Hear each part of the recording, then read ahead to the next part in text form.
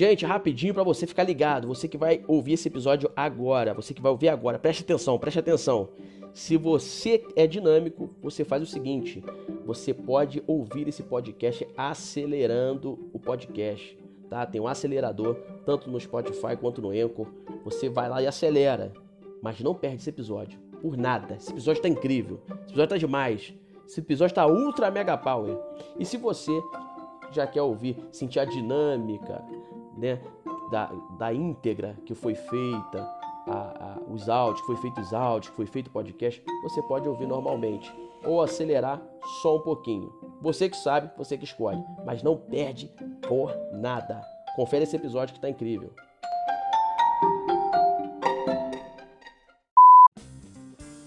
Fala pessoal, bom dia, boa tarde, boa noite. Gabriel Chagas aqui. Mais um Café com Chagas e esse especial, tá? Esse aqui é especial. Por que é especial? Porque esse é o primeiro Café com Chagas de 2022. É isso aí, primeiro Café com Chagas de 2022, chegando com tudo. Novidades imperdíveis, episódios que demorou um pouquinho para sair, né?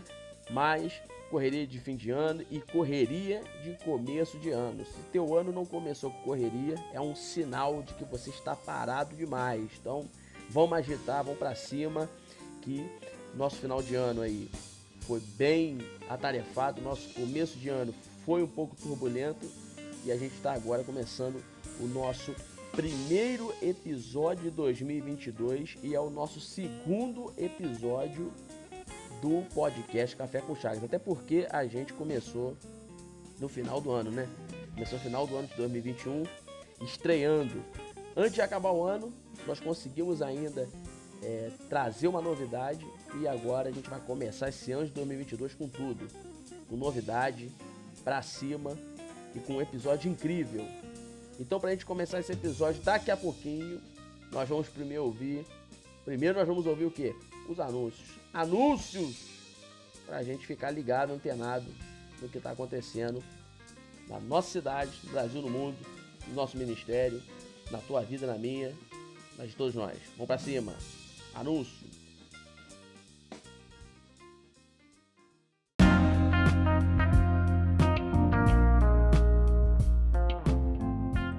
Bom, pessoal, e nesses anúncios nós temos aqui algumas novidades, alguns pedidos de oração. Então vai ser rapidinho, dinâmico, não perde nada nesse momento, mantém o fone ligado no alto, aumenta o volume e fica ligadinho com a gente, que o anúncio começa com a seguinte informação: Missio Dei Comissão 21 é o nosso ministério missionário, onde você pode encontrar o nosso trabalho lá no Instagram. Você vai colocar underline, você primeiro, né, arroba, né, primeiro arroba, aí você procura lá, arroba, underline, Missio Dei, com 2 i no final. Aí você vai encontrar o nosso trabalho missionário, que nós já fizemos um trabalho poderosíssimo. Depois nós vamos fazer uma live, um podcast só sobre missões, falando sobre a nossa experiência missionária lá no campo do Piauí, da Bahia. Fomos no sertão do Brasil, já trabalhamos com o Vietnã, já trabalhamos com o povo do Afeganistão, trabalhamos aqui em Teresópolis, no Rio de Janeiro, e seguimos trabalhando em Moçambique, e é esse o assunto agora. Moçambique, cidade de Tete, é o nosso campo missionário de hoje, onde o Missio Dei tem uma base missionária a ser construída num terreno nosso que nós adquirimos quando? Em 2021. Adquirimos um terreno lá na província de Madamba. Estamos lá com um terreno nosso e muita obra tem que ser feita. Nós começamos alimentando crianças lá na cidade de Tete com o pastor Bomani. Começamos com 30 crianças e hoje, para a glória de Deus, já está passando de 65 crianças em Moçambique sendo alimentadas pelo Missio Dei. Essa semana, na qual estou gravando o podcast, que é a semana do dia 10, nós já enviamos R$400, que é equivalente a 4.000 meticaus, para o alimento das crianças essa semana. Então, cada ofertante que tem cooperado com essa obra tem ajudado muito a gente a avançar no reino de Deus por lá e por aqui também, onde nós ajudamos os irmãos, prestamos os evangelismos, visitamos famílias carentes e muito mais. Então, como que você faz para ajudar? Você primeiro ajude orando, intercedendo por nós, conhecendo o nosso trabalho, e depois, se você quiser participar da maneira que você puder, é só você nos chamar lá no direct do Instagram ou mandar um e-mail para chagasgomes.gabriel@gmail.com, que você vai poder falar comigo também ali, ou nas plataformas digitais, que são as redes sociais, Instagram e Facebook. E, gente, pedimos também que você permaneça orando constantemente pela nossa cidade de Teresópolis. Você que está ouvindo essa semana esse podcast, intensas chuvas, deslizamentos acontecendo aqui na nossa cidade. Vale da Revolta teve deslizamentos. 8 famílias já estão pela Defesa Civil sendo desabrigadas. Então, permaneça orando por essas chuvas, que uma hora vai acabar essa chuva. A gente crê em nome de Jesus, mas enquanto não acaba, você intercede para que os céus se abram e esse tempo fechado venha ser removido, para que essa chuva seja branda e abençoada. Bom, os anúncios são esses. Em breve estaremos aqui com o professor Ricardo Feitosa falando de português no nosso café. Português e Palavra de Deus, como que isso tem a ver, qual a dinâmica que nós vamos trazer para isso. Vai vir muita novidade boa aí. Professor Ricardo Feitosa, que é doutor em português, em breve vai estar aqui com a gente e você não pode perder. Então, muita novidade. Esses são os anúncios. Agora se prepara, porque nós já vamos partir para o episódio 2. Episódio 2 desse podcast.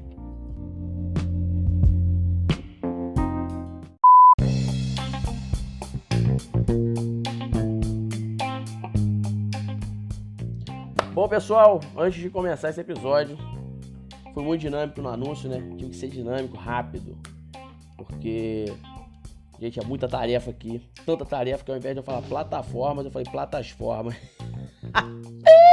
Papai da glória, foi terrível. Mas falar plataformas de maneira rápida é difícil. Mas enfim, o que nós vamos falar nesse episódio antes da gente começar, hein? Antes da gente começar, nós vamos falar nesse episódio sobre o que é ser cristão. O primeiro episódio, quem ouviu, nós vimos o que é evangelho. Um episódio incrível, você pode conferir no Spotify. E quando você for no Spotify, segue o nosso canal, ativa o sininho lá que você vai receber toda vez que a gente fizer um episódio novo, você vai receber a notificação. Ou você pode nos procurar no Anchor, é o aplicativo que eu estou utilizando para criar este incrível e magnífico podcast. Então você pode nos procurar nessas duas plataformas, agora acertei, e seguir a gente lá.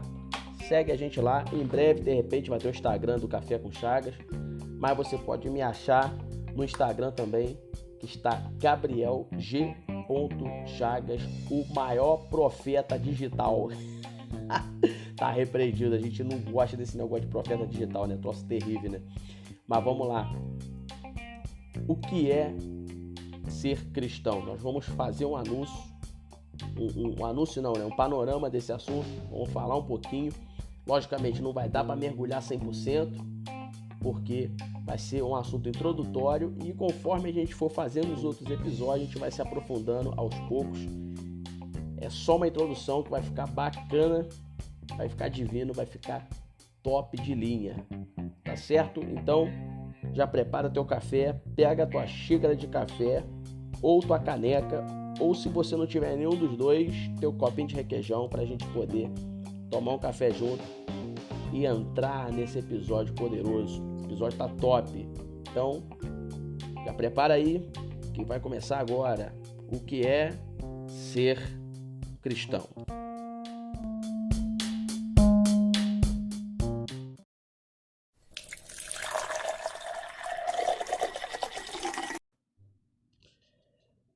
Bom, pessoal, esse assunto é importante. É um assunto, eu acho que é de extrema importância nesse ano de 2022, nessa geração do século XXI, porque a gente sente que está um pouco perdido essa questão do que o que é de fato ser cristão. A gente vê, por exemplo, se você colocar lá no YouTube uma matéria, até interessante essa matéria, de repente eu vou deixar aqui na descrição o link para você acessar aí com mais facilidade. Tem uma pesquisa que é feita em vídeo do que é ser cristão e o que é igreja. Que depois vai fazer um episódio sobre o que é igreja. Mas antes, o que é ser cristão. Então, as pessoas têm uma descrição totalmente distorcida do que de fato é ser cristão. E essa descrição distorcida é pelo fato também das pessoas viverem de maneira distorcida na sua maneira de ser cristão. As pessoas falam que são cristãos e, na verdade, as próprias pessoas que dizem ser cristãos, que vivem e dizem, na verdade, viver o cristianismo, vivem de maneira um tanto quanto distorcida, porque elas mesmas não entendem o que é ser cristão. E a gente vai utilizar um texto para introduzir isso aqui, porque como eu comecei com esse assunto dizendo que essa pesquisa em vídeo que você encontra no YouTube é feita e as pessoas descrevem o cristão e a igreja totalmente diferente do que é, essas pessoas são pessoas que nós, que fazemos parte do meio cristão, falamos que são pessoas do mundo, os ímpios, né? Os ímpios veem dessa forma. Então a gente vai pegar um texto aqui para começar, Atos capítulo 11, que a gente vai pegar um momento em que a igreja ela é reconhecida como algo, os irmãos são reconhecidos como alguma coisa, e é no cenário mundano, no cenário ímpio, em um cenário pagão, e tem essa identificação da parte dos ímpios sobre esses irmãos. Então, Atos capítulo 11, a gente vai ler só o verso 26, ainda que o capítulo seja riquíssimo, mas o verso 26 é o suficiente para nós. Então você abre aí na sua versão, e anota aí que tem coisa preciosa para você. Atos 11, 26 vai dizer o seguinte: e assim que o achou, levou consigo para Antioquia. Então, durante um ano completo, Barnabé e Saulo se reuniram com aquela igreja e ensinaram a muita gente. Em Antioquia, os discípulos foram chamados pela primeira vez de cristãos. Olha só que interessante. É até bom você anotar isso, porque a primeira vez que a comunidade que segue a Cristo, a primeira vez que ela foi chamada de cristão, foi justamente nesse texto, nessa época, nesse registro de Atos 11. Às vezes a gente pode pensar que nós fomos chamados de cristãos na era medieval, na era colonial ou na era industrial, mas não. Fomos chamados de cristãos, né? Nós fazemos parte da comunidade de Cristo, do corpo de Cristo. Foi nessa fase. Então é interessante você anotar isso para cunho, para quem tiver curiosidade e também para questões históricas e para nossa confissão de fé, para nós entendermos de onde veio essa nossa identificação. Bom, nós vamos primeiramente falar sobre a cidade de Antioquia. Vamos falar rapidinho sobre essa cidade. Essa cidade, ela era a capital da Síria antes de Roma chegar. Ela foi construída em 301 a.C. E hoje, se você pegar o mapa mundi, você vai localizá-la onde? No sul da Turquia, numa cidade chamada Antáquia. É bem no sul, você pegar o mapa, você vai ver que é bem na pontinha da Turquia ali, no sul. Hoje a Antioquia estaria ali, nessa cidade Antáquia. Antioquia era uma grande cidade comercial, que ela foi fundada no Império Seleucida. Era conhecida como a Antioquia, a Bela e a Dourada. Ela foi conquistada ali pelos romanos no ano 64 a.C. e os romanos identificaram que aquela cidade era uma cidade potencial para comércio, uma cidade que já tinha uma movimentação muito forte, era uma cidade bem estruturada, era uma cidade muito boa de se trabalhar, era uma cidade muito boa de trazer recursos para o Império Romano. Então ali ele estabelece o Império Romano, a capital da província romana na Síria. A capital da província romana na Síria fica nesse momento do ano 64 para frente em Antioquia. O investimento que os romanos fizeram na cidade foram estratégicos para ampliar essa cidade e torná-la uma cidade potencial. E Roma faz isso com tanta maestria que consegue tornar aí Antioquia a terceira cidade mais movimentada e a maior cidade depois de Roma e Alexandria do Império Romano. Ou seja, a terceira maior cidade do Império Romano então se torna Antioquia. Na organização ficaria Roma, a maior cidade do Império Romano, depois Alexandria e depois Antioquia. O Evangelho, como é que o Evangelho chega nessa cidade? O Evangelho, como é que ele chega ali em Antioquia? A Bíblia ela é muito clara, muito didática, até quando você lê no capítulo 11, verso 19, ela já vai te dando uma introdução de como que o Evangelho chegou nessa cidade. O Evangelho chega nessa cidade por causa de uma perseguição que foi desencadeada pela morte de Estevão. Estevão, que era o diácono da igreja de Jerusalém, um grande pregador, com muita ousadia, com muita graça, ministra ali no capítulo 7 de Atos, e ele é martirizado, é morto, apedrejado. Já ali já estava a participação de Saulo nessas perseguições, e Estevão é morto. Então, por causa dessa perseguição e da morte de Estevão, que Deus permitiu essa perseguição, o Evangelho ele inicia essa saída de Jerusalém para poder dar seguimento aos confins da terra. Então essa permissão da perseguição de Deus, Deus permite essa perseguição para que a igreja viesse iniciar esse evangelismo, essa ação evangelística aos gentios, porque a ordem que tinha sido dada em Atos capítulo 1, verso 8, era o quê? Primeiramente, era para ficar em Jerusalém, beleza. Mas depois era para ser testemunhas da morte e ressurreição de Jesus Cristo, tanto em Jerusalém, quanto na Judéia, na Samaria e até os confins da terra. Só que a igreja estava muito presa em Jerusalém e nem havia ido para Samaria, porque a gente vai ter o registro da ida a Samaria para evangelismo, para poder batizar as almas nas águas, trazer salvação através da pregação e tudo mais, no capítulo 8 de Atos, com Filipe, outro diácono, que foi lá em Samaria e fez uma grande pregação lá, fez uma grande jornada evangelística, trazendo almas para Jesus, realizando curas, sinais, milagres, libertação de demônios.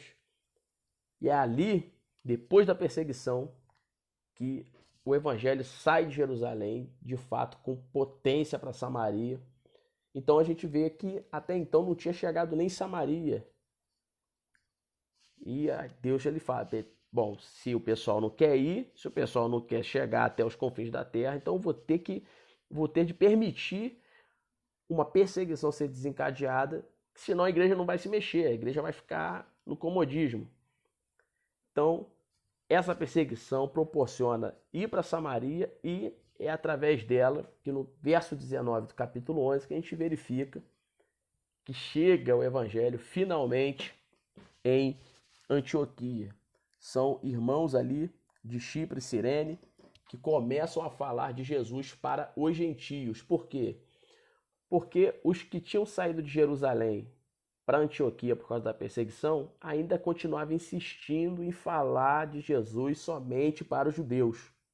A igreja ainda estava com uma raiz cultural muito forte do judaísmo. Então, era tão forte que eles ainda tinham um processo para a pessoa se tornar um seguidor de Jesus. Eles teriam que, para se tornar um seguidor de Jesus na igreja de Jerusalém antes da perseguição, eles teriam que, a pessoa que quer se render a Cristo, teria que passar pelo processo da circuncisão, teria ali que se abdicar de alguns alimentos, como alimento de porco, né, carne de porco e tudo mais, para se tornar judeu e, consequentemente, tornar-se um seguidor de Cristo. Isso vai sendo quebrado. O próprio Jesus vem advertindo Pedro sobre a questão dos alimentos, falando que o que Deus purificou não há homem ou ser quem purifique. Então, ele já vai quebrando esse negócio. Ó, essa tradição judaica aí, vocês não estão na velha aliança não, vocês estão na nova aliança. Paulo, você vai ver no decorrer da sua jornada com os discípulos, que ele vem discutindo com o apóstolo Pedro, falando, ó, os gentios têm que ser evangelizados, os gentios têm que ser evangelizados. E eles têm ainda uma resistência, porque a cultura judaica ainda está muito forte no coração deles. Mas aí Deus utiliza os cristãos de Chipre e Cirene para poder falar da morte e ressurreição de Jesus para os gentios, os ímpios de Antioquia. Então ali começa a espalhar o evangelho, onde o inimigo, os inimigos da cruz, pensaram que o propósito, né, de perseguição iria fazer com que o evangelho desaparecesse. Jesus pegou, utilizou isso como uma instrumentalidade para, na verdade, espalhar o evangelho. Isso é muito interessante, né? O inimigo tenta destruir com a perseguição. Aí Deus utiliza a perseguição como um instrumento para espalhar aquilo que o inimigo queria que desaparecesse. Isso é muito forte. Então, os irmãos que haviam sido espalhados, eles insistem em pregar para judeus, mas Deus pega esses irmãos, que eram gentios de Chipre, de Cirene, e vão lá e começam a pregar em Antioquia.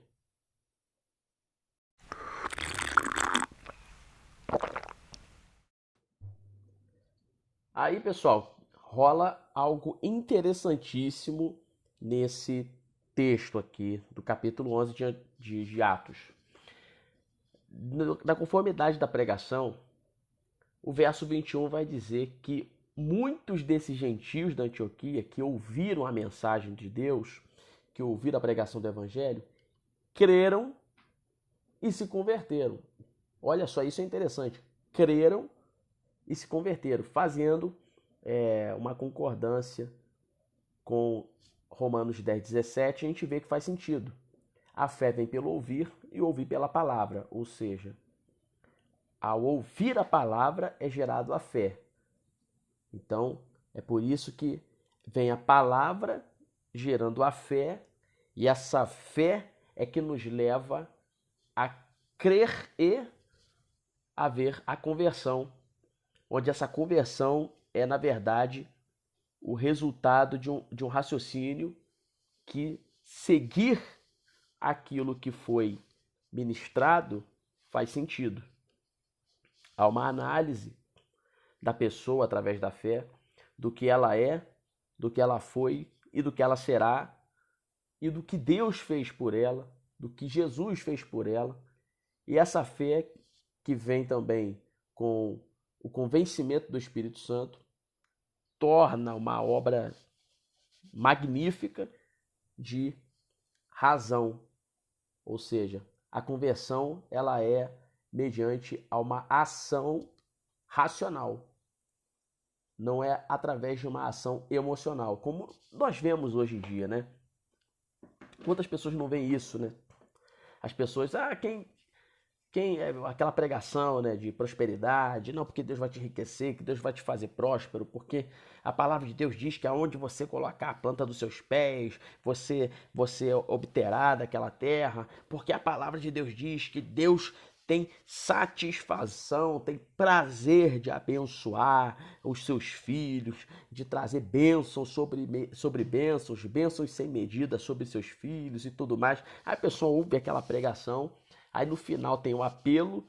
Quem não é, quem não se rendeu, quem não aceitou a Jesus Cristo, quem não aceitou Ele como seu Salvador e quer aceitar Ele agora para poder mudar sua vida, mudar sua história, levanta sua mão. Aí a pessoa vai lá, levanta a mão. Muitas pessoas, né, já viram isso e continuamos vendo isso nos nossos dias. E a conversão é o quê? É uma conversão sem a razão, porque é uma conversão emocional. A pessoa foi na emoção da palavra. Mas a palavra, na verdade, quando ela é ministrada com a razão do reino, ela vem para nos confrontar inicialmente. Logicamente, nós cremos. Deus é um Deus que abençoa. Sim, Ele tem prazer em abençoar os seus filhos e tudo mais. Mas a razão de ser cristão, a razão da conversão, não é porque Deus irá nos abençoar. Mas, na verdade, é porque Deus já nos abençoou com a salvação e é o reconhecimento racional de que somos medíocres diante da presença de Deus, somos pecadores, imundos e corruptos, e que Deus, mesmo assim, nos amou sem medida, incondicionalmente, a ponto de dar a sua própria vida em nosso favor e com o intuito de que a bênção fosse somente uma consequência, mas o intuito maior é para que o homem voltasse a ter relacionamento com Deus, intimidade com Deus, habitação em Deus, estar novamente na presença de Deus, desfrutando de uma eternidade de liberdade. Uma liberdade que Paulo vai dizer no capítulo 5 de Gálatas, né? Vocês foram livres para a liberdade, né? Porque o homem era livre até ter acesso ao livre-arbítrio, né? Isso a gente fala em outro episódio sobre a liberdade e o livre-arbítrio. É algo interessantíssimo, um assunto tanto complexo, mas vale muito a pena. Mas então a conversão é isso.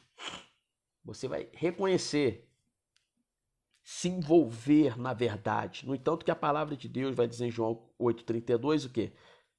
Conhecereis a verdade e a verdade vos libertará. Porque essa verdade, ela não vai implicar numa emoção ou numa condição de troca, onde você, estando em Cristo, agora sim, você vai ter tua casa própria. Não, agora a dívida vai acabar, a tua causa na justiça vai sair. Não é bem assim. Isso são consequências de uma jornada que pode ou não ter a intervenção de Deus, né? Pode ou não ter a intervenção de Deus. Isso vai ser o quê? De acordo com a vontade dele. O que Jesus orou no Pai Nosso, né? Pai nosso que está no céu, santificado seja o teu nome, venha a nós o vosso reino, seja feita a sua vontade. Ou seja, olha só, seja feita a sua vontade, assim na terra como no céu. Aí aqui nós temos uma pausa da oração, que logo em seguida Jesus vai fazer o quê? Vai fazer um pedido. O pão nosso de cada dia nos dá hoje.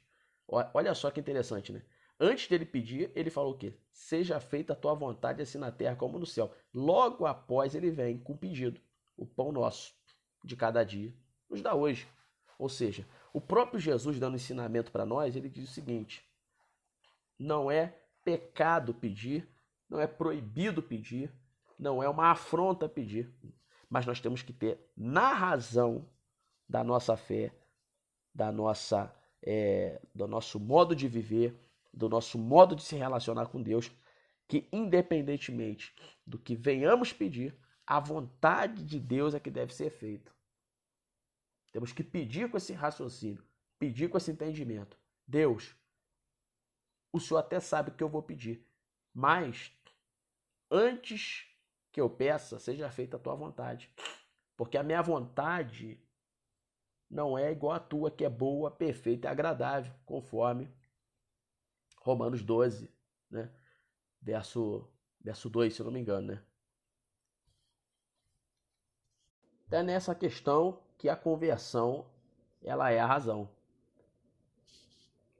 Você pede, entendendo, você se entrega não para ter, mas para ser. Esse é o cerne. E essa foi a pregação que trouxe essa sequência extremamente fantástica no registro de Lucas, que Lucas é a pessoa que escreve esse livro histórico de Atos. Ele registra de forma fenomenal. Eles creram e se converteram. Então, inicialmente havia só a igreja de Jerusalém. Então, quando começa a ter essa reunião de pessoas ali confessando a Cristo, falando de Jesus, entregando a sua vida a Jesus, essa comunidade dos santos, que inicialmente foi formada pela pregação dos irmãos de Chipre e Cirene, eles identificam, cara, a gente precisa de uma galera de obreiros ou, se possível, dos próprios apóstolos aqui nessa comunidade para estabelecer a igreja.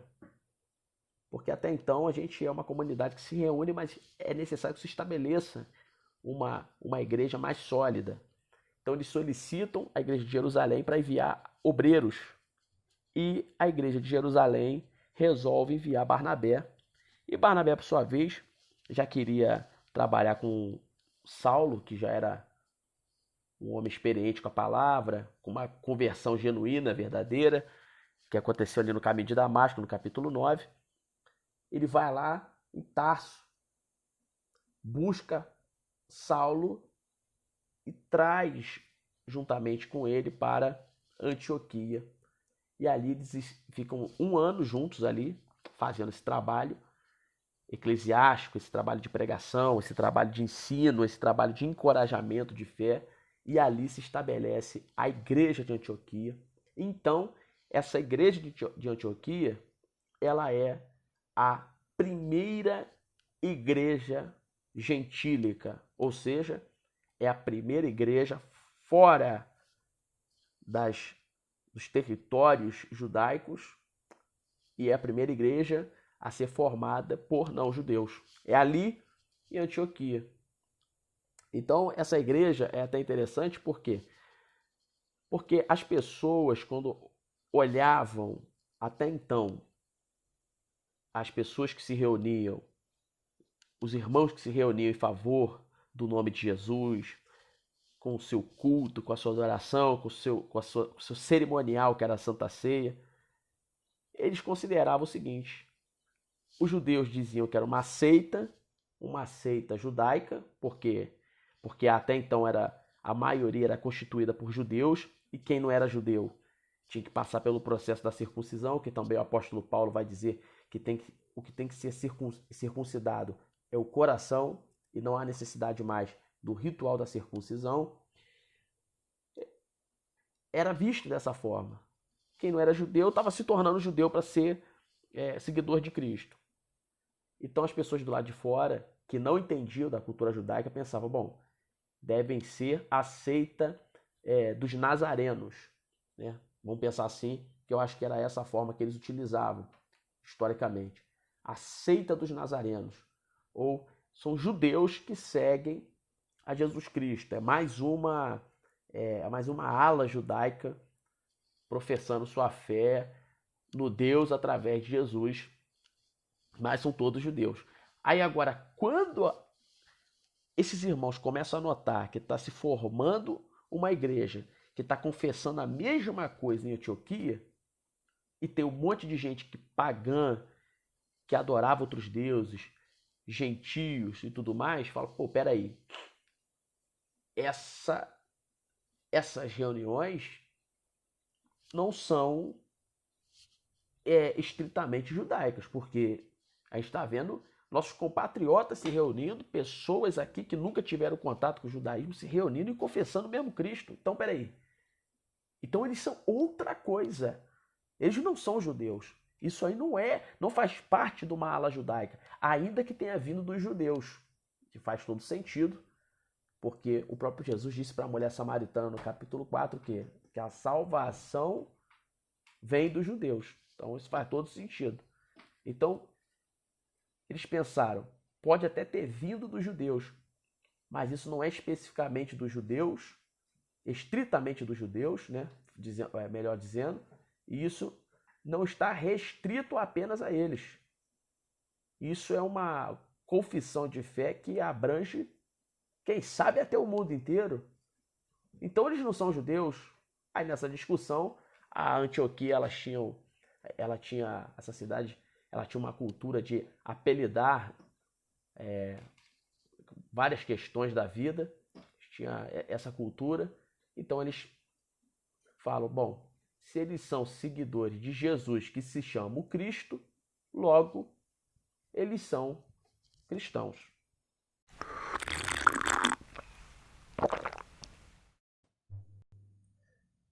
Então, como é que se dá essa ordem? Vamos recapitular aqui como é que foi a ordem das conversões, né? Desde o judaísmo ali, desde dos judeus, na verdade, né? Até chegarmos ao povo de Antioquia. Como é que foi essa ordem? Muito simples. A gente começa ali com um grupo que confessava em público que Jesus era o Filho de Deus e o Messias, que abraça essa fé de Jesus Cristo, que a gente chama ali dos judeus, né? Que realizavam as práticas judaicas e que exigia que a circuncisão fosse um pré-requisito para poder ser seguidor de Cristo. Então, ficaria assim, aqui, recapitulando, né? Quem chegou na fé, inicialmente, conhecendo a Jesus Cristo, a sua palavra, tendo acesso à graça, inicialmente essa comunidade trazia a prática judaica da circuncisão e a predominância da igreja inicialmente era de judeus. Depois disso, vai vindo os helenistas convertidos, que são judeus da diáspora de língua grega, que vão chegando. Esses aí são menos ligados às práticas judaicas. Eles têm a prática judaica, mas não são tão assíduos assim quanto os judeus ali de Jerusalém. E um desses exemplos desses judeus, dos helenistas, são Estevão e Filipe. Na sequência, a gente tem a chegada de pagãos prosélitos, que são mais simpatizantes um pouco com a religião judaica e abraçam a fé em Jesus Cristo. E a primeira pessoa que a gente identifica isso, esse prosélito, que ele abandona inicialmente o paganismo de Roma para abraçar o temor de Deus através da cultura e da religião judaica, e logo em sequência, ao ser alcançado pelo apóstolo Pedro, também mediante uma revelação do Espírito Santo de Deus, que ele tem uma visão prévia do Espírito Santo de Deus, é Cornélio. Lá no capítulo 10 de Atos, a gente já verifica esse personagem como uma referência de pagãos prosélitos abraçando a fé cristã. E depois disso a gente tem os pagãos que não têm relação nenhuma com o judaísmo e passam diretamente para a fé em Jesus Cristo. Então olha só a sequência, né? Inicialmente judeus, olha como é que o Espírito Santo veio fazendo, né? Inicialmente judeus com práticas ainda enraizadas, com algumas culturas ainda judaicas enraizadas no coração. Aí o Espírito Santo vem desfragmentando aos poucos, né? Vem trazendo ali judeus, aí helenistas com práticas menos agressivas, menos ortodoxos, vem trazendo ali prosélitos até chegar aos pagãos com relação nenhuma ao judaísmo.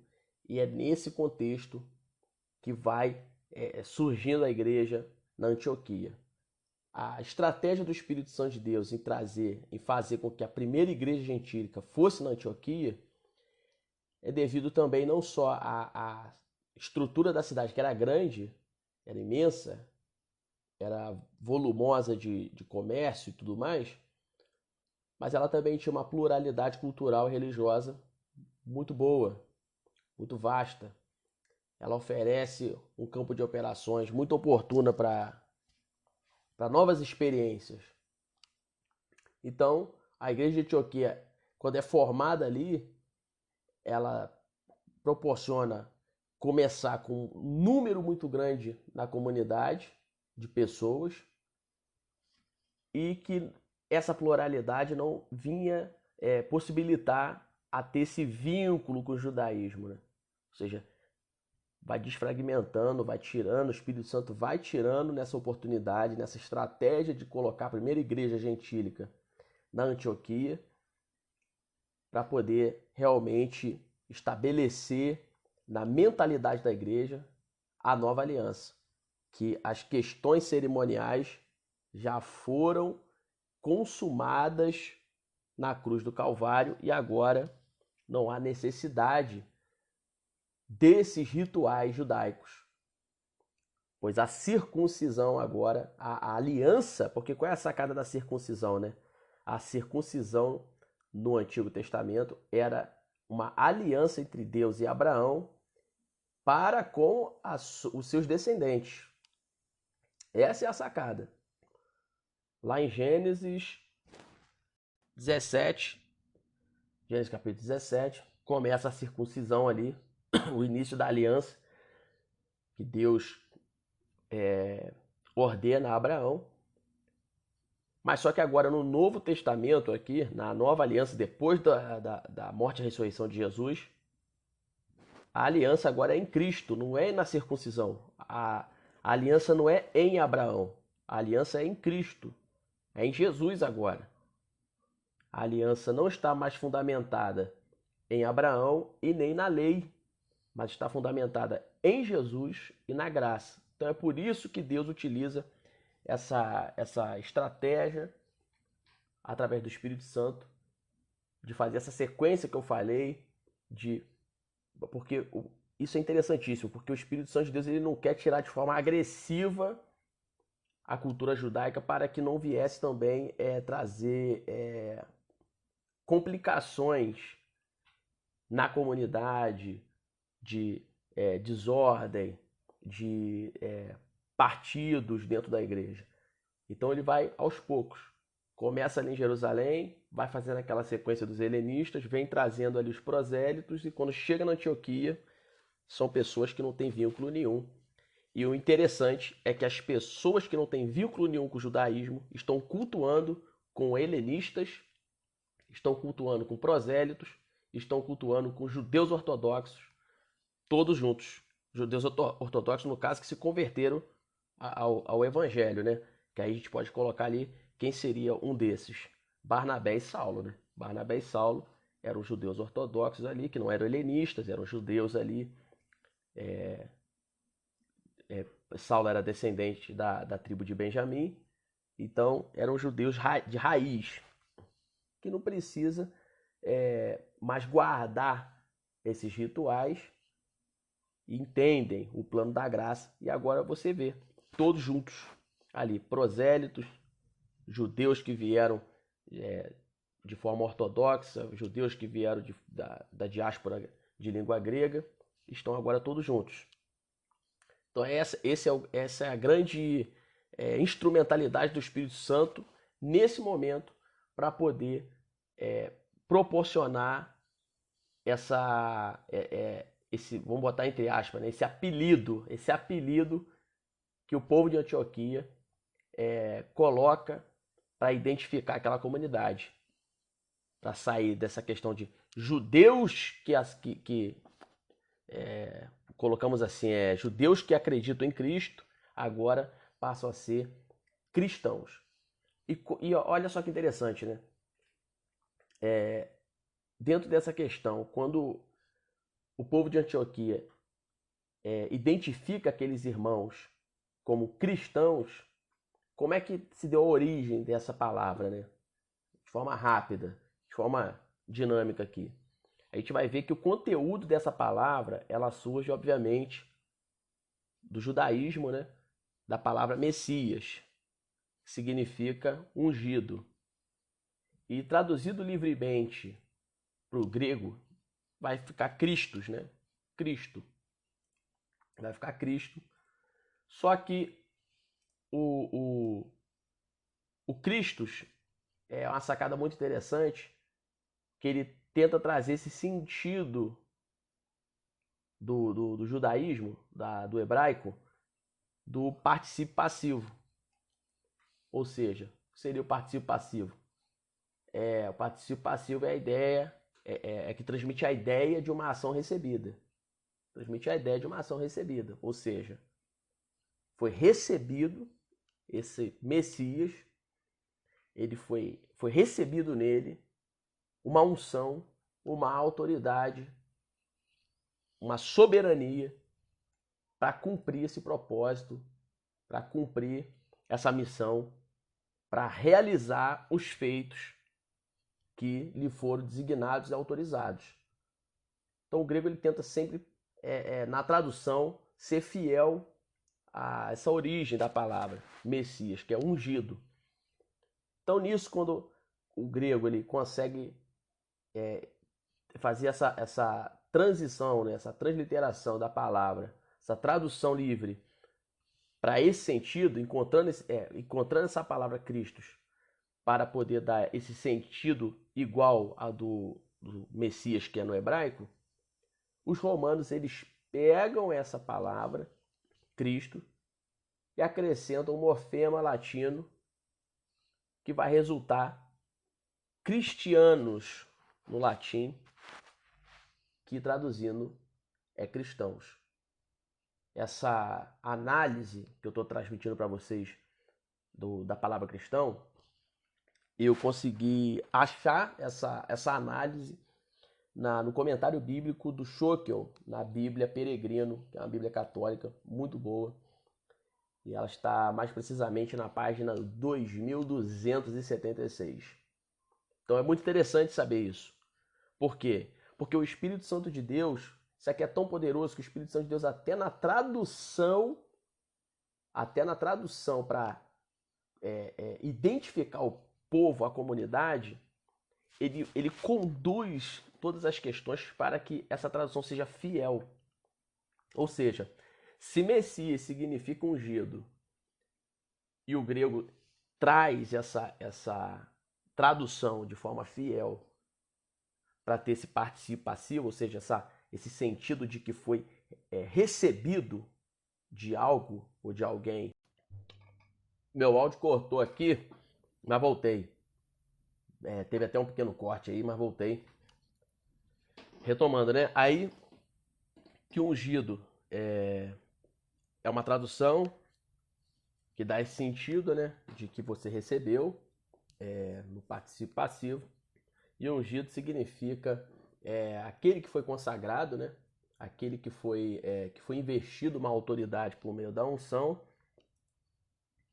Quando a gente traz essa tradução fiel da parte do Espírito Santo de Deus, nessa condução do Espírito Santo de Deus, também para o latim, para falar cristãos, você vê que vai tudo seguindo fielmente para que nós, que somos identificados como cristãos, também somos, na tradução, na raiz da palavra, considerados também como aqueles que pertencem a Cristo, aqueles que são ungidos, que são consagrados, que são atribuídos de autoridade por meio de uma unção. Então, o Espírito Santo é fiel até nisso, né? Até nessa condução até da tradução, né? Trazendo desde o hebraico até o grego, o latim e trazendo até para os nossos dias. Mas aí vem a pergunta-chave, né? O que fez depois que foi atribuído o nome, depois que foi identificado a igreja, depois que foi constituída a igreja ali naquele lugar, que Antioquia começou a falar de Cristo agora com uma pluralidade dentro da igreja, né? Que agora a pluralidade está dentro da igreja também, como havia dito, judeus, helenistas, prosélitos, pagãos que não tinham nenhum contato com o judaísmo, todos juntos ali, falando de Jesus. Mas o que fez o mundo identificar essa igreja, esses irmãos como cristãos?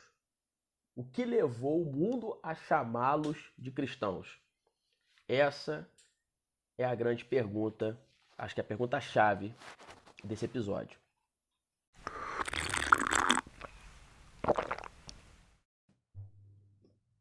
Bom, pessoal, para a gente entender como que eles identificaram que os irmãos eram de fato cristãos, a gente vai perceber que para identificar isso vai muito além de a gente ver um grupo de pessoas se reunindo em nome de Jesus Cristo. É um pouco além disso. Então, para a gente poder falar de como eles identificaram, vamos entender o que é ser cristão. Então, quando a gente começa a entender o que é ser cristão, a própria história, né, nesse contexto que a gente está lendo de Atos, a gente vai verificar que eles consideravam os cristãos como os pertencentes de Jesus Cristo. Aí quando você pega essa palavra pertencer no português, ela significa fazer parte de algo, né? Ou de alguma coisa, de alguém, ou ser parte do domínio, ser referente a alguma coisa ou ter relação com alguma coisa. Portanto, só essa palavra pertencer já vai nos abrir o leque para muita coisa. Porque pertencer, se o significado é fazer parte, a gente vai entender com uma ilustração belíssima que Jesus faz na parábola sobre a videira no capítulo 15 de João. Essa ilustração dele é simples, mas profunda. Mas a simplicidade dela já nos abre aí o entendimento para começar a entender o que é pertencer a Cristo, o que é fazer parte do seu domínio. Então está escrito assim no capítulo 15, verso 1. Eu sou a videira verdadeira e meu pai é o agricultor. Olha só esse começo aqui é interessante. Porque ele já começa dizendo, eu sou a videira verdadeira. Ou seja, a videira no Antigo Testamento era Israel. E essa ilustração da videira no Antigo Testamento ser Israel, o Antigo Testamento é somente a sombra das coisas que haviam de vir.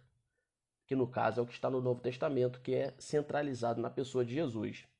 Então, logo, se o Antigo Testamento são as sombras das coisas que haviam de chegar, a videira, que era Israel, era também um elemento, um simbolismo para apontar para Jesus Cristo, que já vai dizendo no começo do capítulo 15 que ele é a verdadeira videira, né? E o interessante é que videira você planta. Então, quando a gente conecta o final do verso 1 dizendo e o meu pai é o agricultor, isso significa que Jesus está dizendo que ele se reduziu, abriu mão ali do governo da eternidade, abriu mão do governo da existência, da sua imortalidade e se reduziu na condição de servo, a ponto de nessa parábola ele ilustrar que ele foi plantado pelo agricultor, que é o próprio Deus, onde essa plantação a gente vai ter a comparação ali dessa ilustração com o nascimento de Jesus ali em Lucas capítulo 2, com o surgimento do ministério de Jesus que começa nos evangelhos, quando ele inicia com 30 anos de idade. Então, essa questão dele ser plantado ele também quer dizer que o seu nascimento e o desenvolvimento do seu ministério foi o próprio Pai, o próprio Deus Pai, que implantou esse trabalho através de Jesus, plantando ele, né, na nossa esfera, no nosso planeta, nas nossas condições, para que pudesse ser acessível o nosso contato com o próprio Deus, de acordo com o plano da salvação. Então, isso também nos traz à memória a renúncia de Jesus, aonde ele se coloca na condição de servo, onde ele se coloca na condição de ser plantado. Ele não foi plantado apenas de forma involuntária, ele se voluntariou para isso. Só que quando a gente pega o final, quando a gente pega a videira e o agricultor, a gente entende que Jesus está na condição de servo, na condição de glorificar o Pai. Mas o início desse verso, que está escrito eu sou a videira, ele completa a totalidade do que é Jesus aqui. Porque Jesus, em um versículo só, ele mostra que ele é o servo, que ele é submisso a uma ordenança do Pai, mas ao mesmo tempo ele faz não só parte desse plano, mas ele também, juntamente com o Pai, ele organiza e governa também nesse plano, onde ele diz no começo, eu sou. Ou seja, trazendo a divindade de Jesus. É como se Jesus estivesse dizendo o seguinte, eu estou na condição de homem para servir, para glorificar ao Pai, por um propósito também, que é trazer a salvação e a justificação aos homens. O papel primário, principal de Jesus era glorificar o Pai, com um amor também, seguido de um amor incondicional pelos homens para a salvação dos homens. Mas ao mesmo tempo ele está dizendo, mas eu sou Deus. Eu faço parte da Trindade. Eu sou Deus que abriu mão de governar por um tempo em favor do amor a Deus, ao Pai, e em favor dos homens para a salvação. Aí ele se coloca nisso. O eu sou. Que era a forma de Deus se apresentar no Antigo Testamento. A primeira vez que a gente encontra a palavra eu sou é em Êxodo capítulo 3, verso 14. Onde ele se apresenta para Moisés, e Moisés ali na sarça vai dizer, ué, mas quando me perguntarem quem está me enviando para libertar o povo do Egito, eu vou falar que é quem? Aí o próprio Deus falou, diga que o eu sou está te enviando. E essa forma de Deus se apresentar também chega em Isaías, que eu tenho que me recordar aqui o capítulo depois, e João e o Apocalipse e a carta de João também, as cartas de João vão novamente trazendo à tona essa palavra eu sou atribuída a Jesus para mostrar que o mesmo Deus que se apresentou a Moisés é o mesmo Deus que está contando aqui, por exemplo, a parábola do capítulo 15. Se o eu sou que se apresentou lá na sarça é o mesmo Deus que está aqui junto com os discípulos contando a parábola da videira. Então, só para você ter ideia de quão fantástico e quão profundo é essa parábola da videira. Ela é muito poderosa, muito profunda, mas ela vai trazer uma simplicidade. Quando a gente quer entender pelo menos o básico para a gente se inteirar no assunto do que a parábola está querendo dizer, a gente vai entender de forma clara conforme o texto. Olha só o que o texto vai dizer. Eu sou a videira verdadeira, meu pai é o agricultor. Todo ramo que estando em mim que não dá fruto, o pai retira. Que no caso é o agricultor, né? E todo aquele que dá fruto, ele limpa para que dê mais fruto ainda. Vós já está limpos pela palavra que eu vos tenho transmitido. Permanecer em mim, olha só a palavra permanecer, né? Significa também pertencer, né? Continuem pertencendo a mim, continuem fazendo parte de mim, continuem sob o meu domínio, continuem em relação comigo, permaneçam. E eu permanecerei em vós. Ou seja, vocês fazendo parte de mim, eu farei parte de vocês. Também, a gente pega esse verso 4 de João 15 e joga para onde? Joga lá para a cerimônia da Santa Ceia, né? E aqui está o meu corpo, né? Aqui está o pão que representa o meu corpo, aqui está o cálice que representa o meu sangue. Fazei parte, né? Ó, fazei parte, né? Permaneçam, pertençam, né? Olha só, fazer parte é um dos significados de pertencer. Então, quando Cristo fala no cerimonial, fazei parte disso, comei e bebei em memória de mim, fazendo parte desse cerimonial, isso significa que Jesus está dizendo: pertençam a mim e eu pertencerei a vós mediante esse cerimonial, porque vocês estarão em mim e eu estarei em vós como um só corpo, e eu serei, no caso do corpo, Jesus Cristo, né, o cabeça desse corpo. E é o que representa também a igreja, né? A igreja é o corpo de Cristo, onde Cristo é o cabeça. E a gente vê de forma muito linda a abordagem de o corpo de Cristo e a cabeça do corpo nas cartas de Paulo a Efésios como corpo e aos Colossenses falando mais sobre a cabeça. Olha só como é que o assunto vai puxando um ao outro, né? Olha como é que vai indo longe. Aí dando continuidade aqui na questão de pertencer, na parte B do verso 4 ele vai dizer, ó, vós igualmente não podeis dar fruto por vós mesmos, senão permanecerdes unidos a mim. Eu sou, aí o verso 5, eu sou a videira, né?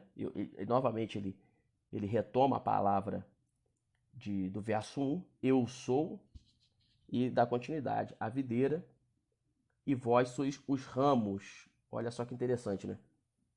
Ele continua aqui no o capítulo, o verso 1, ele fala que ele é a videira e o pai é o agricultor. Ele fala primeiramente da relação dele com o pai.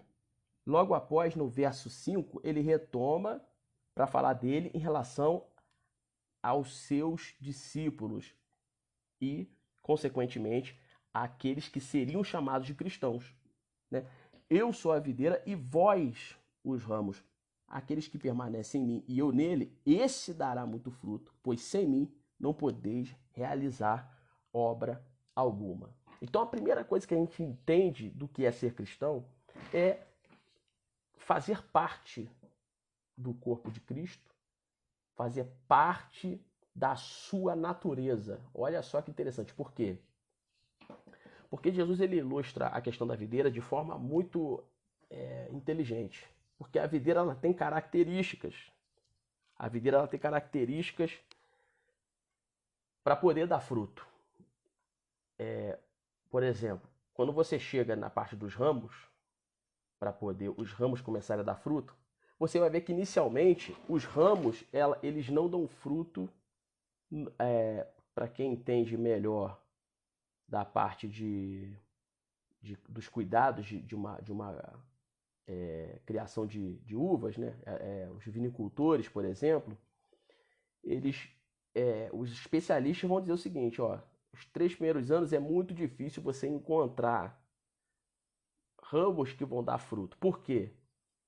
Porque nesses 3 primeiros anos, esses ramos vão depender da força que a videira, que o tronco, que é a parte principal dessa plantação, ela vai ter que enviar força para os ramos criarem estrutura para quando os frutos chegarem, o peso que vai dar no cacho da uva, os ramos vão ter toda a estrutura para suportar o peso e não envergar, não quebrar, e o ramo quebrando, logo ele estraga o fruto, né? Porque o fruto vai cair, vai se espedaçar no chão, aí não vai ter os bons cuidados. Então, para que isso não aconteça, o que a videira faz? Ela meio que traz, ela prepara primeiro o ramo para ter estrutura, para depois preparar o ramo para dar fruto. Para quê? Para que o ramo entenda que tudo que esse ramo está produzindo vem da vida central da videira. O ramo não dá fruto porque ele é a vida, mas o ramo dá fruto porque ele está concedido a vida a ele. E a videira que está concedendo essa vida.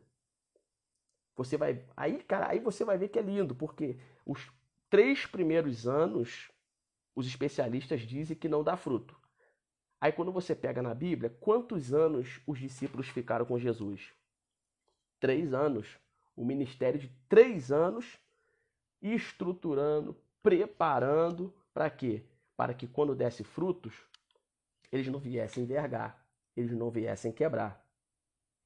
E para que eles entendessem o que Jesus falou. Olha só, Jesus ele ilustra aquilo que os vinicultores afirmam com estudos biológicos do que se refere à videira. O que os biólogos, o que os agricultores estudam para poder falar da videira, Jesus ele já fala aqui na sua ilustração. Ó, esse que permanece dará muito fruto, pois sem mim não podeis realizar obra alguma. Por quê? Porque sem a videira o ramo não tem vida. É o que Jesus estava querendo dizer. Isso é para que o ramo entenda que ele faz parte da natureza da videira. O ramo vai entendendo. A videira ela vai ter vários processos, vai ter o choro da videira, que é um processo lindo ali, aonde ela vai pegando novamente a água no solo que a videira foi perdendo durante o inverno. Ela tem um processo ali que se chama de choro da videira para pegar isso. Então isso aí, no caso, a gente podia fazer até um podcast sobre essa parábola lá na frente, só sobre esse assunto.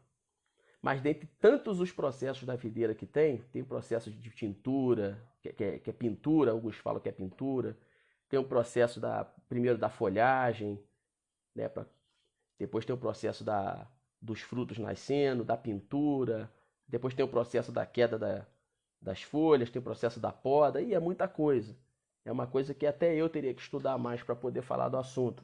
Mas, no resumo, essa parábola ela ilustra muito bem que a gente tem que entender que para ser cristão, com o entendimento simples dessa parábola, é fazer parte da natureza de Jesus. Aí você vai começar a pegar um monte de questão, né? Por que Jesus falou o seguinte, no capítulo 16 de Mateus, verso 24, que ele diz o seguinte, né? Negue a si mesmo, tome sua cruz e siga-me. Essa questão de negar a si mesmo está totalmente voltado a gente pode até linkar Mateus 16, verso 24, com João capítulo 3, na conversa com Nicodemos, que ele vai dizer o seguinte: aquele que não nascer de novo das águas não herdará o reino de Deus. Então, quando a gente linka negar a si mesmo com nascer de novo, a gente tem o real entendimento que o negar a si mesmo, ele é de fato nascer de novo. E o que é nascer de novo? É você se desfazer de tudo que você era, ou seja, o seu velho homem morre. Eu, por exemplo, eu estou hoje com 30 anos de idade. Então, tudo que me formou quando eu me converti com 21, tudo que o mundo me formou, toda a característica, cultura que não agregava e não era compatível com a natureza da videira, ou seja, com a natureza de Cristo, eu tive que me desfazer com o quê? Com a morte. A morte que é representada nas águas batismais. E quando eu saí das águas batismais, ali aconteceu o processo de novo nascimento. Aí nesse novo nascimento é a representação do que significa a renúncia, ou seja, é você renunciar tudo que te formou. tudo que é incompatível com a natureza da videira, com a natureza de Cristo, com o corpo de Cristo.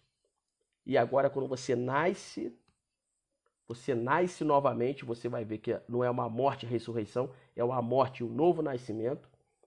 Aí você vai começar a ter as características da videira, as características do corpo, as características de Cristo. Porque se o ramo representa,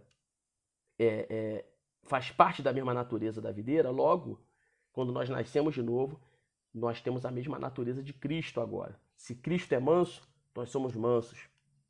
Aí vai ter uma série de questões de ensinamentos de Jesus lá no Sermão do Monte, no capítulo 5 de Mateus, que ele vai dizer que o que ele diz, ele já praticava. Então, ele amava os seus inimigos. No entanto, que ele, na morte de cruz, ele disse: Pai, perdoa-os que eles não sabem o que estão fazendo. Aí a gente vai pegar Estevão, quando está sendo apedrejado, perto da morte, ele repete a mesma fala de Jesus. Ou seja, Senhor, perdoa-os porque eles não sabem o que estão fazendo. Lá no capítulo 7 de Atos. Ou seja, não era uma reprodução do que Jesus disse para efeito de plateia, para poder causar história. Até porque ninguém quer fazer história sendo apedrejado, né? Eu acho que eu nunca vi ninguém querendo fazer história sendo apedrejado. Todo mundo quer fazer história, né, num palco, com sucesso e tudo mais.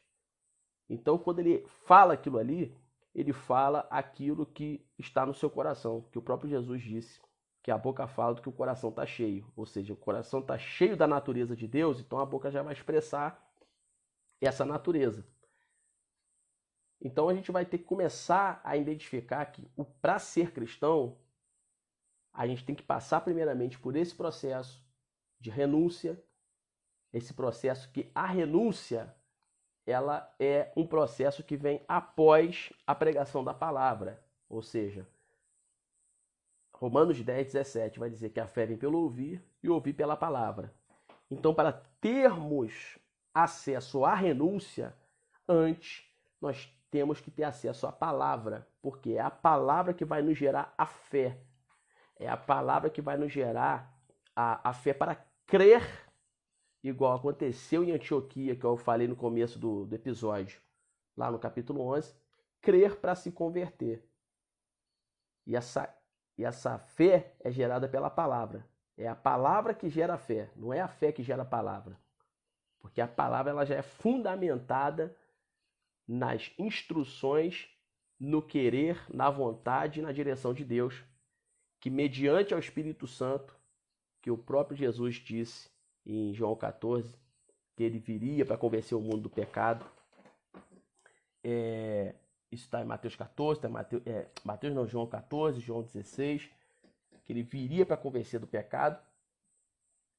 Ele usa a palavra com a instrumentalidade do quebrantamento, do amor incondicional, da apresentação da palavra na centralidade de Jesus Cristo, apontando para a salvação, apontando ali para a morte e ressurreição de Jesus, para que nós venhamos, então, ser gerado em nós a fé e a gente entender, falar, poxa vida, agora eu sei por que Jesus morreu por nós, por que ele ressuscitou por nós.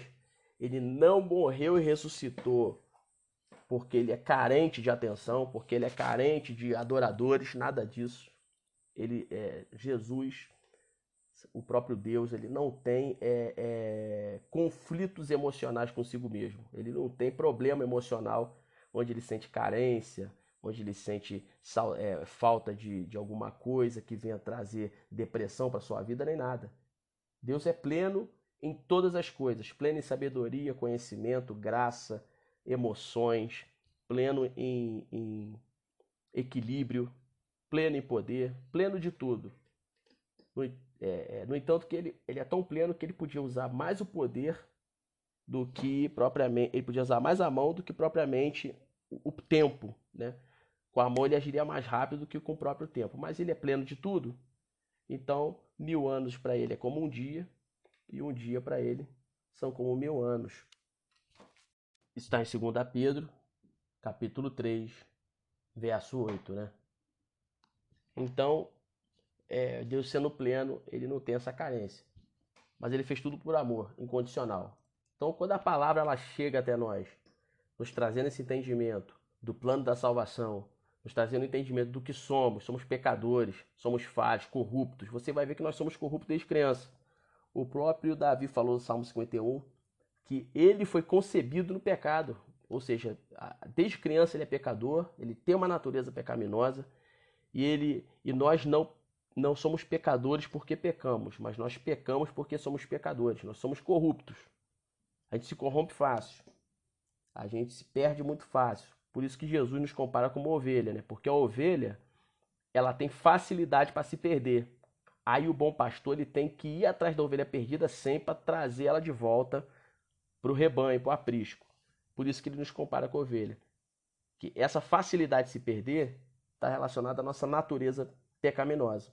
Mas a morte de Cristo e a sua ressurreição, mediante a palavra dele nos alcançando com a operação do Espírito Santo, nos traz a possibilidade de termos uma natureza santa. Uma natureza santa. Aí olha só que interessante, né? Aí você vai ver. Fazer parte da mesma natureza, logo Deus é santo, nós devemos ser santos. Isso, primeiramente, é um pedido de Deus lá em Levítico capítulo 19, verso 2, que ele vai dizer para o povo de Israel: sede santo, porque eu sou santo. Aí você vai pensar, não, mas peraí, é complicado, porque Deus falou isso lá no Antigo Testamento e beleza, só que a gente está entendendo que tem uma natureza pecaminosa, tudo mais. Como que a gente vai ser santo com essa natureza pecaminosa? Bom, se a gente for pegar o Antigo Testamento, a gente pode tentar ver o seguinte: não, isso aí foi dito para o Antigo Testamento. Como é que a gente vai fazer isso para o Novo? A gente vai ver em 1 Pedro, capítulo 1, verso 16, o próprio Pedro dizendo: porquanto está escrito, sede santos, porque eu sou santo. Olha só que interessante. A mesma regra que valia para o Antigo Testamento vale para o Novo. Ou seja, é como se Pedro fosse usado pelo Espírito Santo de Deus para dizer que nós temos essa possibilidade de sermos santos. Por quê? Como que nós somos santos? Nós somos santos, primeiramente, mediante ao sacrifício de Jesus Cristo, e a sua ressurreição, a nossa participação do seu corpo, onde nós vamos fazer a participação, conforme falamos, com renúncia no cerimonial. É só uma celebração essa participação, onde vai representar que de fato participamos. É a conclusão, né? É uma expressão através do cerimonial, uma expressão para declarar fisicamente que no mundo espiritual nós já fazemos parte do corpo de Cristo. É para isso que serve também a Santa Ceia. Então, a participação do corpo, ela é expressada na Santa Ceia, mas ela tem que ser vivida. No entanto que em 1 Coríntios 11, o apóstolo Paulo vai dizer o quê? Analise o homem a si mesmo, tá? Para poder participar do corpo de Cristo. Ou seja, veja se no dia a dia você é cristão, ou seja, você é pertencente a essa natureza, você faz parte dessa natureza, você está sob o domínio dessa natureza, se você é ramo da videira, se aquilo que você produz é proveniente da força, da vida da videira que te dá estrutura para isso. Verifica isso. Depois que você verificar, que você fizer essa autoanálise, aí sim você vai poder fazer parte do cerimonial para fazer a conclusão e a expressão do que de fato você é durante seu dia a dia, tendo aceitamento da palavra de Deus, tendo aceitamento das escrituras, da renúncia na sua vida. A parte do mandamento é tão importante, essa parte de você obedecer a Deus, de você ter o aceitamento das escrituras na sua vida, é tão verídico que a gente vai ver inúmeros versículos dizendo sobre aqueles que aceitaram, aqueles que não aceitaram e como que está a relação deles com Cristo, com o corpo, com a natureza entre aquele que está dizendo que serve, mas que não aceita, e a natureza de Cristo. Por exemplo, quando a gente chega em 1 João capítulo 2, verso 4, a gente encontra o apóstolo João dizendo o seguinte: aquele que afirma eu o conheço, ou seja, eu conheço a Cristo, e esse eu conheço não é só de conhecer, de ouvir falar e tudo mais, é o eu conheço de pertencer, de fazer parte do domínio, de ser cristão. Aí ele vai concluindo, né? Aquele que afirma eu conheço e não obedece os seus mandamentos é mentiroso e a verdade não está nele. Olha só que interessante, né? Então você vai ver que ser cristão, fazer parte da natureza de Cristo, ter a natureza santa, é você estar não somente renunciando à sua vida, mas renunciando mediante as instruções sagradas da palavra, entendendo a palavra, vivendo a palavra, seguindo a palavra, sendo edificado pela palavra, exortado pela palavra, corrigido pela palavra, curado pela palavra. E as pessoas que dizem que são da parte de Deus, mas rejeitam algumas coisas da palavra, elas vão fazer parte das pessoas que dizem ser cristãos e não são. Aonde a gente vai encontrar em 2 Timóteo capítulo 3, que viria no fim dos tempos um tempo de apostasia, que o amor de muitos se esfriaria. O capítulo 4, verso 3 de 2 Timóteo vai dizer que no fim dos tempos a sã doutrina iria causar coceira nos ouvidos e as pessoas levantariam mestres para si mesmos para poderem falar aquilo que lhes agrada. Isso me fez lembrar até de um texto interessante, que eu vou tentar abrir na íntegra aqui, que se encontra, acho que em 1 Pedro, capítulo 2 Pedro, deixa eu ver se é 2 Pedro ou se é 1 Pedro aqui, mas eu acho que é 1 Pedro. É 2 Pedro, capítulo 2, verso 1. Achei aqui, 2 Pedro, capítulo 2, verso 1, que vai dizer o seguinte: houve também falsos profetas no meio do povo, assim também entre vocês vão aparecer falsos mestres, introduzindo seitas maléficas, renegando o Senhor que os resgatou. Trarão rápida destruição para si mesmos. Muitos vão seguir suas doutrinas dissolutas, e por causa dele o caminho da verdade será difamado. Olha só que interessante essa parte, né? Por causa deles o caminho da verdade será difamado. O que está acontecendo hoje, né? O caminho da verdade é difamado constantemente na internet. Por cobiça de dinheiro, com discursos enganadores, vão procurar que vocês se tornem objeto de negócios. Está vendo aí, né? Entre aspas, né? Os grandes players do gospel, né? Eu não vou citar nome por ética, mas é terrível. Os coaches do sucesso, né? Continuando, mas o julgamento deles já começou faz tempo e a sua destruição não demorará. Então o que é isso aqui, gente?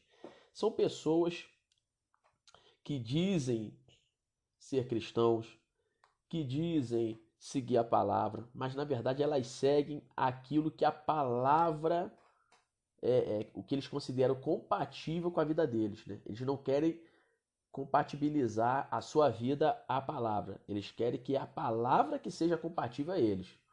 Então eles selecionam, montam seus discursos e logo em seguida aplicam conforme a sua vontade. Aí com isso a gente vai ver igrejas que pregam prosperidade, sucesso, pregam crescimento, mas na hora do vamos ver, na hora de amar as almas, na hora de ter aquele sentimento de comunidade, na hora de transparecer, de ser ramo, de mostrar que tem vida na videira, aí não consegue. Aí não consegue. Aí as pessoas começam a dizer, para ser crente como fulano não dá. Isso é ser cristão? Cristão para mim é tudo safado, é tudo sem vergonha. Por quê? Por causa desses que surgem falando que são e não são. E o próprio texto aqui de 2 Pedro, capítulo 2, já deixa bem claro, por causa deles o caminho da verdade será difamado. Por causa deles. Então, o caminho da verdade sendo distorcido, vai acabar acontecendo o que Jesus já tinha dito lá no capítulo 7 de Mateus, verso 21. Muitos chegarão e vão dizer, Senhor, Senhor, mas eu vou dizer, afaste de mim que eu não te conheço. Mas Jesus, eu expulsei demônios em teu nome, eu preguei em teu nome, eu curei em teu nome. Aí Jesus vai dizer, afaste de mim que eu não te conheço. Por quê?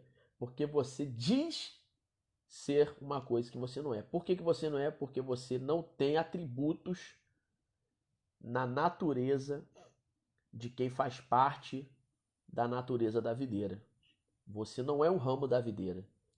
Você pode até produzir alguma coisa, mas o que você produz pode ser em favor da videira, mas não vem diretamente da videira. Aí a gente vai ver igrejas que fizeram isso. A igreja de Éfeso, lá em Apocalipse capítulo 2, ela colocou pessoas que diziam, que se denominavam ser apóstolos, que se denominavam ser profetas e não eram. Eles colocaram a prova. Por quê? Para ver. Opa, você está dizendo que faz parte da videira. Vamos ver se você faz parte ou não.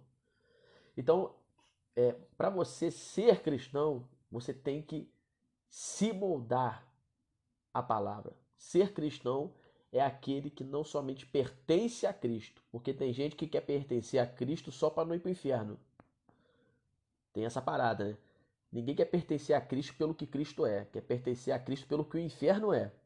Não, eu sou de Jesus porque não é porque Jesus morreu por mim, não. Jesus morrer por mim é um pretexto para eu ser. Mas na verdade eu sou de Jesus por causa do inferno. Eu não quero sofrer eternamente. Então você vê que as pessoas são egoístas até para se converter. Elas se convertem pelo benefício próprio, né? Não propriamente por gratidão. Que a conversão é um ato de rendimento, reconhecimento e de gratidão, né? E de gratidão a Deus.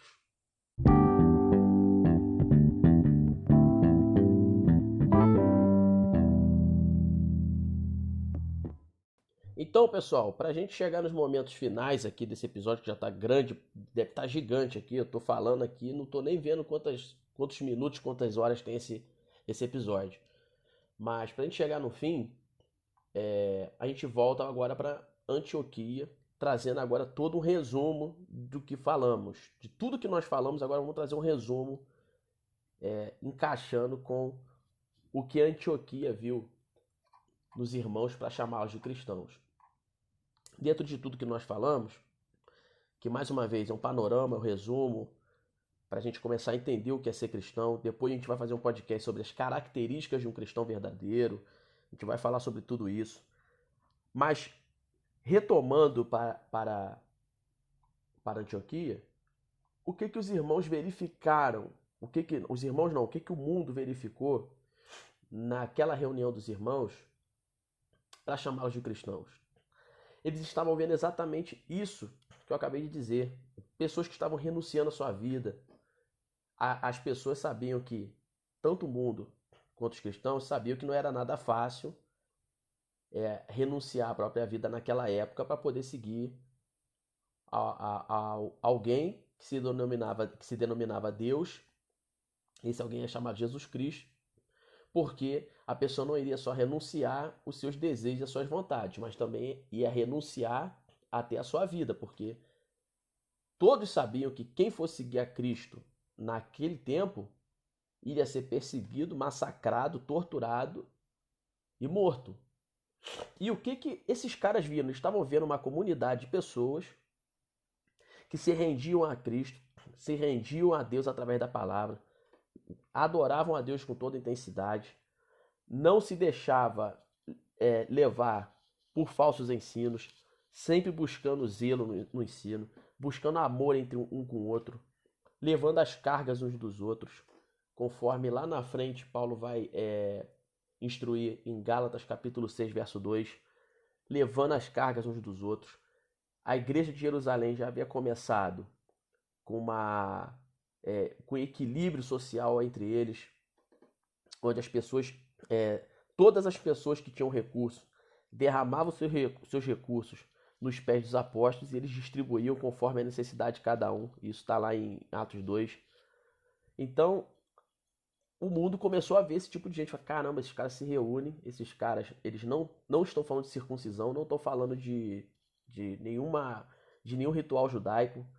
Tem gente ali que come só carne de carneiro, tem gente que come carne de porco, tem gente ali que come, se fosse nos dias de hoje, né? Tem gente ali que come sanduíche, tem gente ali que só come salada, tem gente que come feijoada, tem gente que come só carne de frango. Tem uma variedade de pessoas que essa variedade de pessoas não estão separando eles. Tem um propósito que une aquelas pessoas ali. E esse propósito é Jesus Cristo. É Jesus chamado Cristo, que eles afirmam ter morrido e ressuscitado. Então, eles começaram a identificar que essa dedicação era tão grande que eles conseguiam ver através desses irmãos um elemento espiritual chamado fé, a ponto de que essa fé era demonstrada de forma tão forte que eles afirmavam com o seu jeito de ser, com o seu jeito de se dedicar a Deus, que morreriam pelaquela causa. Aí eles falaram, bom, isso só pode ser nada mais, nada menos do que um grupo de cristãos. Um grupo que pertence a Cristo, um grupo que se dedica a Cristo, que está sob o domínio de Cristo e que está tão ligado à raiz desse Jesus que eles morrem até em favor da causa dele. Então, assim, ainda que o mundo analisasse dessa forma e não concordasse, ainda que o mundo pudesse dizer igual diz hoje, é cambada de maluco, cambada de fanático, isso aí é seita, tudo mais, podia falar qualquer coisa. O mundo podia falar qualquer coisa após essa análise, mas a análise primária era essa. Eles admitiam, aquele grupo ali, eles têm uma devoção tão grande por Jesus Cristo que a gente não pode chamar de outra coisa a não ser de cristãos. Então, isso é que fez o mundo identificar eles como cristãos. Um grupo unido, que se sacrificava por Jesus, renunciava a sua vida em favor dele. Eram pessoas transformadas, eram pessoas que adoravam outros deuses, agora não adoram mais. Pessoas que tinham problema com vício, de repente, que não tem mais problema com vício. Pessoas que eram enfermas, que agora são curadas. Pessoas que eram desacreditadas na sociedade e agora têm uma identidade. E apesar de tudo que receberam, eram essas pessoas que o mundo, que o povo de Antioquia identificou como cristãos, eles não abandonavam Jesus Cristo e as reuniões que proclamavam o nome dele. Eles recebiam a bênção e permaneciam. E após a bênção, recebiam retaliações.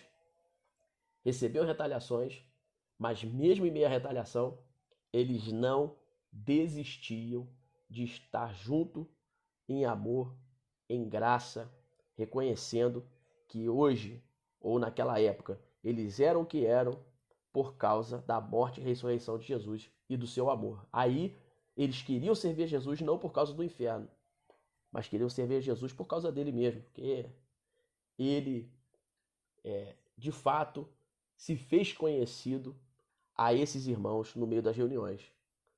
E ainda que o mundo não visse, não verificasse dessa forma, eles entendiam, de certa maneira, de que eles declaravam isso.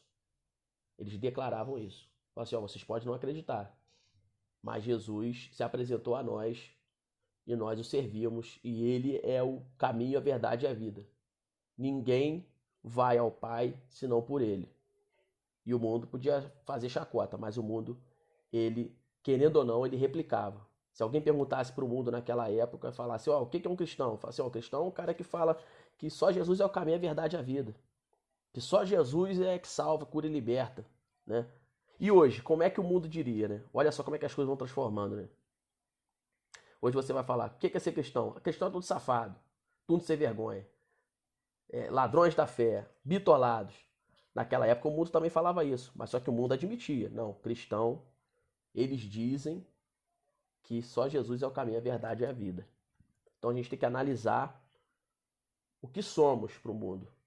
Se nós somos de fato cristãos, se quando as pessoas olham para nós, eles veem a nossa confissão de fé, se eles enxergam a nossa dedicação a Deus, se eles enxergam a nossa renúncia, ou se eles apenas estão enxergando pessoas que estão encaixadas em 2 Timóteo 4,3, que utiliza somente o evangelho como um pretexto para não ir para o inferno, mas levantam mestres ali para falar o que querem ouvir e o que bem entendem. Então, ser cristão é totalmente diferente do que muitas pessoas vêm pregando e do que muitas pessoas imaginam.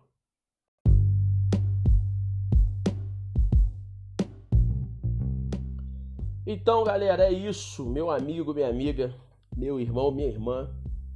É desse jeito que a gente vai chegando nas grandes finais, nos minutos finais desse episódio, desse podcast. Que é o seguinte: ser cristão é, em resumo, isso. A gente pode terminar com a reflexão. Como que o mundo tem visto você? Como que o mundo tem visto a sua igreja? Como que o mundo tem visto os seus irmãos em Cristo que estão ali do lado? Como que tem sido, né? Bom, se você tiver com um pensamento na cabeça, agora ferrou.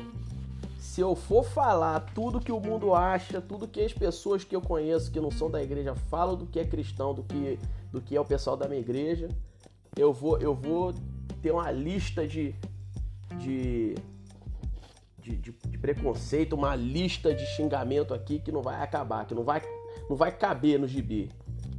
Mas aí, olha só como é importante você refrescar, revisar o que é ser cristão. Porque você vai falar para as pessoas isso.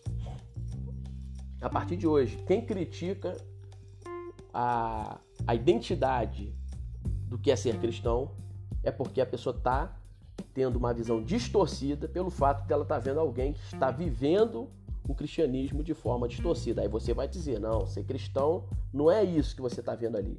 Mateus 7 vai dizer, muitos dirão Senhor, Senhor e não entrarão no reino de Deus. Eles não são cristãos, eles estão ainda pensando que são cristãos, eles precisam de um discipulado, de uma palavra, e você vai explicar. Você fala, ser cristão é renunciar à vida, é um processo.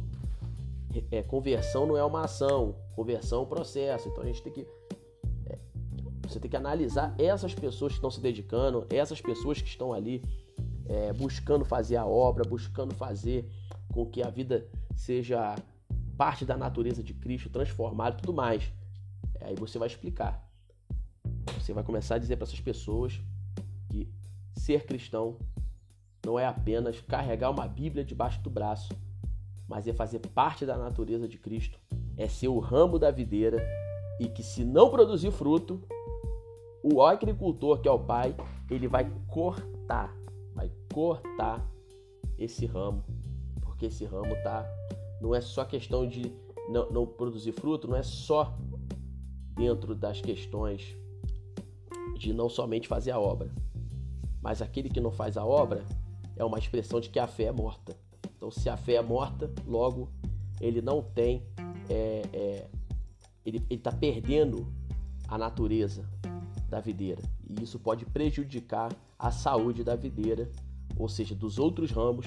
Então o Pai vai e corta, fala assim, esse aí tá com a fé morta, ele não quer saber de Jesus, ele não quer saber da videira, ele não quer saber de produzir uva, ele não quer saber de receber os minerais e a estrutura que a videira está dando. Então ele pode prejudicar outros ramos e pode ser até alvo de pragas. Então eu vou cortar esse camarada aí. Então isso é ser cristão. Ou seja, resumo, né? É um resumo, mas é um resumo que vai deixar a gente bem mais esclarecido do que é de fato ser cristão. Não é só ir para a igreja, não é só carregar uma Bíblia debaixo do braço, mas é viver a Bíblia, é viver a igreja, é viver em Cristo, é viver em santidade com a natureza do Senhor. Eita glória, hein? Agora foi, hein? Agora a gente fecha.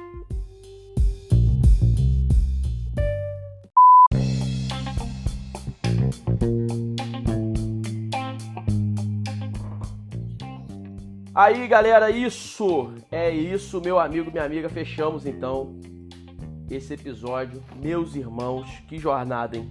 Você que veio até o final é porque tu é crente mesmo, tu é cristão, tu é de Deus, tu é profeta. Rapaz, que jornada, hein? Muita coisa nós falamos, muita coisa boa. Tentei falar aqui de forma um pouco pausada para poder a gente conseguir entender melhor. Até porque de forma pausada, para quem tem um entendimento mais devagar, ele consegue acompanhar. E para quem tem um entendimento assim que recebe com mais rapidez e exige uma dinâmica maior, ele pode acelerar o podcast, ele pode acelerar, que vai dar certinho, vai encaixar. Quando você acelera o podcast em todas as plataformas, meu Deus, para falar plataformas de forma dinâmica é terrível. Tenta em casa, se tu conseguir falar plataformas 3 vezes, tu fala em língua estranha. Você consegue acelerar em qualquer plataforma e fica dinâmico. No Spotify tem um acelerador do Spotify vai até, eu acho que 3.0, não sei se eu não me engano. Aqui no Anchor, onde eu tô gravando, você tem um acelerador que está escrito assim, rápido e mais rápido. No mais rápido fica perfeito na dinâmica que eu tô fazendo e fica incrível. Então, fechamos aqui esse episódio. Quero agradecer a você que está ouvindo, quero agradecer a você que está acompanhando. Quero te pedir que você compartilhe esse episódio com muitas pessoas para que elas entendam o que é ser cristão. E agora nós vamos ter um momentozinho jabá, rapidinho, para poder edificar a sua vida, para edificar a sua casa, para a gente encerrar o nosso cafezinho e a gente se encontrar no próximo episódio, que vai ser incrível. O próximo episódio vai ser sobre livros e café, vai ficar top. Mas confere esse jabá rapidinho aí.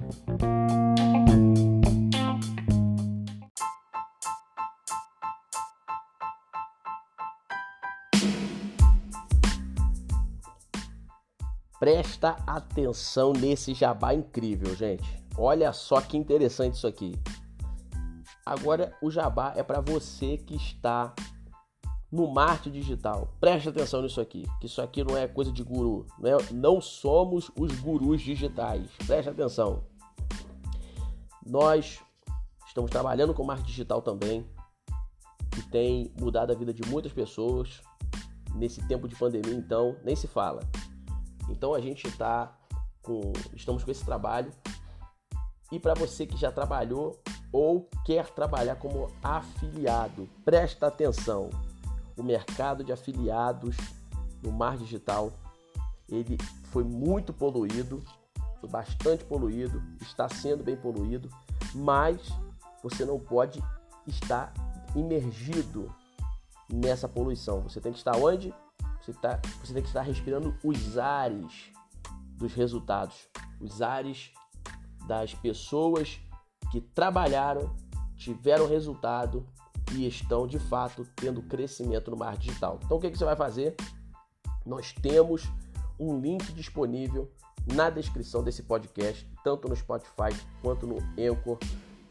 E se você não conseguir acesso, você vai conseguir, que a gente vai colocar. Mas qualquer dúvida você pode ir no nosso Instagram, do nosso marketing digital, que é o Fragmentando Ideias. Fragmentando Ideias. Você vai encontrar fácil no Instagram. Nós vamos deixar um link sobre um produto que vai alavancar as suas vendas de forma rápida. Você quer fazer renda de forma rápida, dinâmica? Você quer fazer um extra? Está precisando pagar uma conta de luz? Quer comprar uma televisão? Quer pagar uma carteira de motorista? Está sem recurso e quer fazer um recurso que seja em um tempo mais rápido e dinâmico, que o teu emprego convencional não consegue te dar? Clica nesse link abaixo. no método resultado rápido e confira tudo que esse método vai te entregar. Ele vai te entregar venda rápida, até porque não adianta você ter um bom produto se você não tem um bom método de venda. Então, às vezes, você não está vendendo bem no digital porque você não tem o método certo. Então, você vai entender tudo sobre esse método. E são 43.330 pessoas que estão no grupo do Telegram, que são alunos que já fizeram dinheiro e estão no grupo do Telegram desse curso. Então, vai lá, confere. Você vai ter a sua vida alavancada, você vai ter o seu dinheiro de forma mais rápida, mais dinâmica e com certeza você vai conseguir conquistar muita coisa antes do dia 30 de janeiro.